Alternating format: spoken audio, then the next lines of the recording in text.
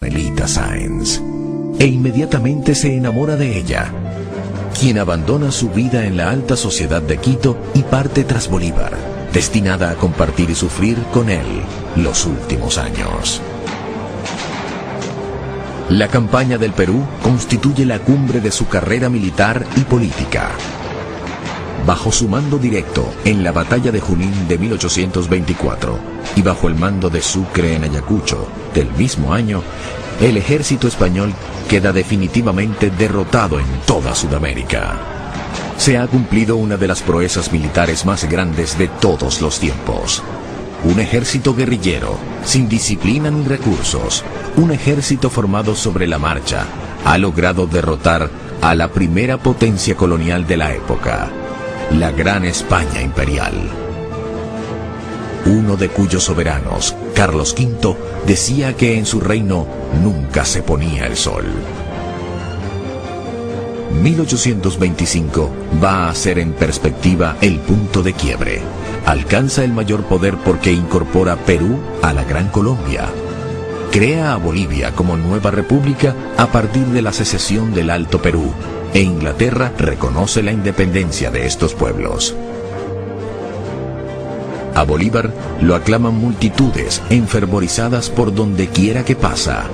Voluntariamente renuncia al título de dictador que le había conferido el Congreso peruano para lograr la independencia. Simbólicamente le restituye el poder al Congreso peruano en enero de 1825. Yo no puedo, señores, admitir un poder que repugna a mi conciencia. Tampoco los legisladores pueden conceder una autoridad que el pueblo les ha confiado solo para representar su soberanía. También rechaza la recompensa de 1 millón de pesos que el Congreso de Perú acordó entregarle. En su lugar, esta recompensa se va a destinar para la educación en Caracas y otras ciudades de la Gran Colombia. Y es que en la cumbre de su poder, Bolívar siguió aferrado a los ideales de independencia, cambio institucional y justicia social que motivaron sus luchas del comienzo. Por su conciencia social, había decretado la abolición de la esclavitud y ahora impuso que los bienes incautados a los enemigos se repartiesen entre la pobre soldadesca. También manda la repartición de tierras entre los indígenas, la abolición de los abusos de los caciques y, fiel a su ideal abolicionista, libera a los indios de la condición de servidumbre.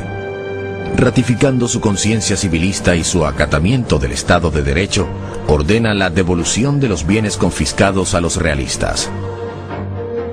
Atrás ha quedado la etapa bárbara de la guerra y las medidas excepcionales, y el gran estadista que es Bolívar se reconcilia con su propia noción del derecho y la justicia. Pero siguen las dificultades. Al año siguiente, abril de 1826, su natal Venezuela se insubordina contra la Gran Colombia y contra el gobierno de Bolívar, a través del movimiento secesionista de José Antonio Páez, llamado La Cociata. El libertador tendría que volver en diciembre de ese mismo año a Venezuela para ejercer su natural autoridad y abortar la conspiración separatista. En mayo de 1826, Bolívar había convocado al Congreso Anfictiónico de Panamá, el cual esperaba se convirtiera en el punto de partida para un proyecto de unificación continental. Aunque contó con representantes de México, Centroamérica, Colombia, Perú, observadores ingleses, estadounidenses y de otras potencias, no logró cristalizar en grandes acuerdos. En parte por las presiones diplomáticas del gobierno norteamericano, presidido por John Quincy Adams, y en la Secretaría de Estado Henry Clay. Ya para entonces, Bolívar pensaba nombrar sendas comisiones que actuaran en Cuba y Puerto Rico. Para Cuba pensaba enviar a Páez y a Puerto Rico Antonio José de Sucre. Los Estados Unidos de Norteamérica parecieran destinados por la providencia para plagar de hambre y miseria a la América Latina en nombre de la libertad. Más allá de sus méritos militares y políticos, en Bolívar sobresale la visión futurista que apostaba por la unidad regional y continental, para crear en Latinoamérica un polo de desarrollo integral. presentía con notable agudeza que nuestros pueblos quedarían en desventaja frente al potencial militar, tecnológico y comercial de Estados Unidos. La suya fue una propuesta para equilibrar la balanza de poder en el continente. Creía en Latinoamérica fuerte, unida, autónoma y autosuficiente, con capacidad de mejorar el nivel de vida de sus habitantes e influir protagónicamente en el destino mundial. Pero la dimensión de su sueño conspiraba contra la posibilidad misma de materializarlo. En la época de las precarias comunicaciones, de las inmensas distancias en carruaje y a caballo, sin telégrafo ni ferrocarril, la enorme extensión de la Gran Colombia apuntaba contra su gobernabilidad. Era inevitable que Caracas recelara del asentamiento capital en Bogotá, que Lima aspirase a mantener la jerarquía de virreinato que había tenido en la colonia. Las rivalidades locales no se habían atenuado. En Ecuador, Guayaquil seguía recelando de Quito. En Perú, las élites tradicionales que no aceptaban la independencia de Bolivia. En Venezuela, José Antonio Páez. En Ecuador, Juan José Flores. Y en Colombia, Francisco de Paula Santander. Bolívar ha proseguido la forja de su proyecto.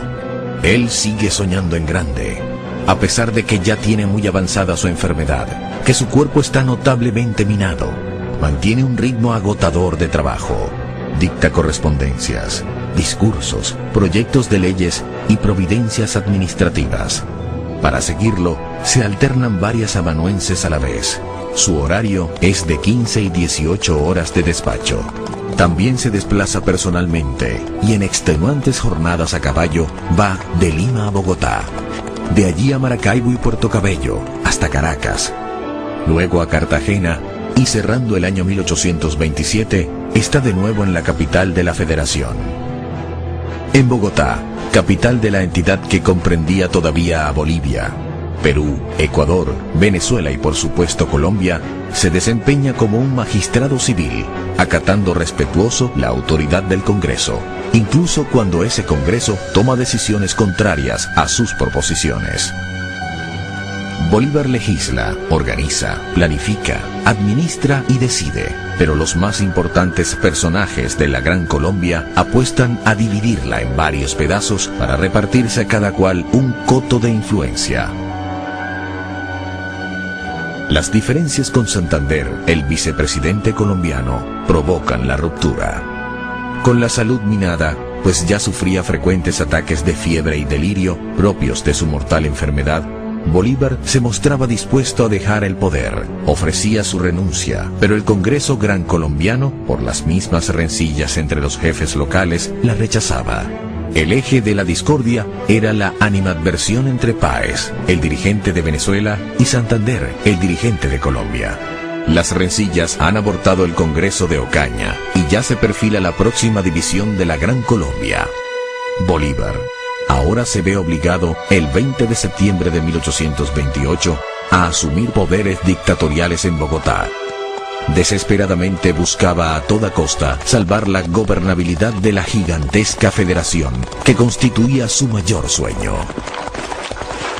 Entonces, la reacción antibolivariana estalla. Las apetencias personales y las diferencias políticas logran desdibujar la buena imagen del hombre que ha sacrificado todo por el ideal de la América libre y unida. En Colombia, la oposición en su contra es tan exaltada que intentan asesinarlo el 25 de septiembre de 1828. Esa noche, la valentía de su compañera, Manuelita Sáenz, le salva la vida milagrosamente. Lo hace saltar por un balcón mientras ella sale a encarar a los asesinos. La mujer que ha dejado todo por el amor será conocida en adelante como la libertadora del libertador. La investigación sobre el frustrado magnicidio